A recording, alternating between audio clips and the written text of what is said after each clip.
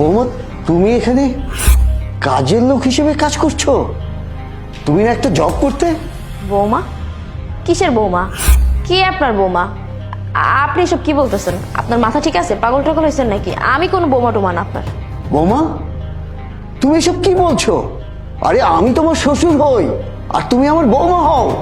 তুমি কেন আমাকে এখন অস্বীকার করছো? আর কেনই এই বাসায় কাজের লোক হিসেবে কাজ করছো বলো আমাকে। আরে আপনি কি বাংলা কথা বুঝতে পারেন না নাকি? আমি বললাম তো আমি আপনার বৌমা না। আর তাছাড়া এই এলাকায় আমার মতো দেখতে আরো কয়েকটা মাইয়া আছে, হয়তো এই জন্য আপনার ভুল হইতেছে। আপনি ভাবতেছেন আমি আপনার বৌমা, আর মানুষ মাত্রই তো ভুল হইতে পারে। আপনার ভুল হয়েছে আমার চিনতে আর কি। আমি বৌমা না, আমার নাম হয়েছে মিতা। আমি মিতা। বৌমা, তুমি সত্যি কথা বলো, না হলে কিন্তু আমার মরা মুখ দেখবে। না না বাবা, এসব অলক্ষণে কথা বলবেন না। আমি আপনার বৌমা।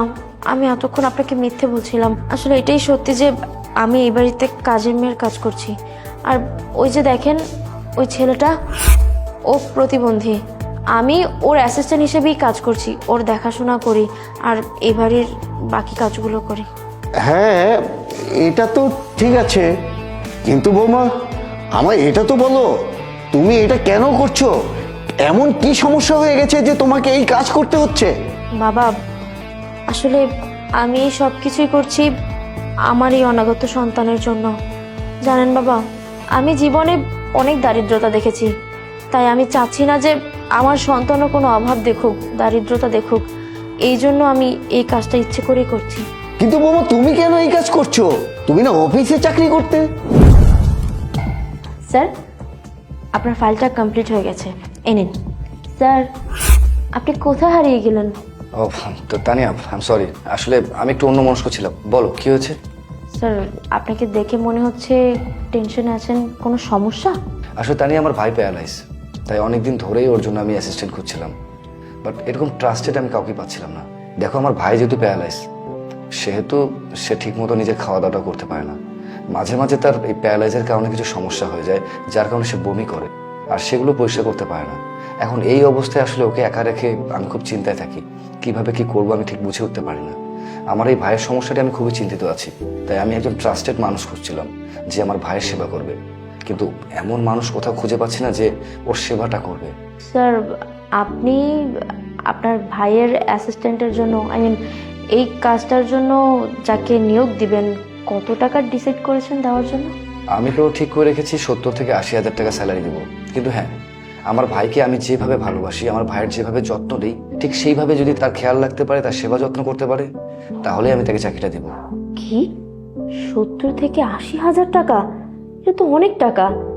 আমি যদি স্যারের ভাইয়ের অ্যাসিস্ট্যান্ট হয়ে যাই, তাহলে তো এই টাকাগুলো আমি পাবো। তখন এই টাকা দিয়ে আমি আমার সন্তানকে ভালোভাবে যত্ন নিতে পারবো, তাকে লালন পালন করতে পারবো। বৌমা, তুমি না প্রেগনেন্ট?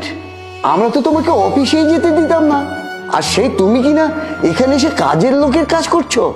হ্যাঁ বাবা, করছি। কিন্তু বাবা, আপনার কাছে একটা অনুরোধ আছে। আপনি দয়া করে এই ব্যাপারটা সাগরের কাছে বলবেন না, ও জানলে খুব কষ্ট পাবে। বৌমা, তোমার এটা লুকানো উচিত হয়নি। আমার ছেলেও তো আয় করছে, তাই না?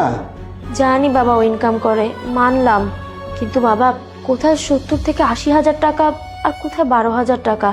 আমি এখান থেকে এই কাজ করে যদি প্রত্যেক মাসে 70-80,000 টাকা ইনকাম করতে পারি, তাহলে তো সেটা আমাদের জন্য ভালো, তাই না?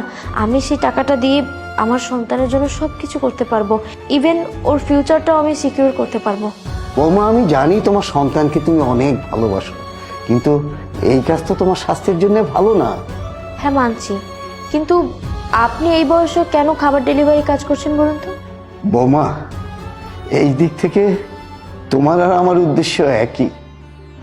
আমি আমার ছেলেকে সারা জীবনে তেমন কিছুই দিতে পারিনি, ভালো কোনো গিফট দিতে পারিনি, ভালো কাপড় চোপড় দিতে পারিনি।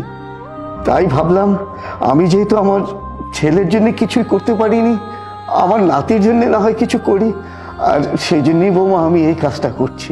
হ্যাঁ বাবা, ঠিক আমিও এই কারণেই এই কাজটা ইচ্ছে করেই করছি।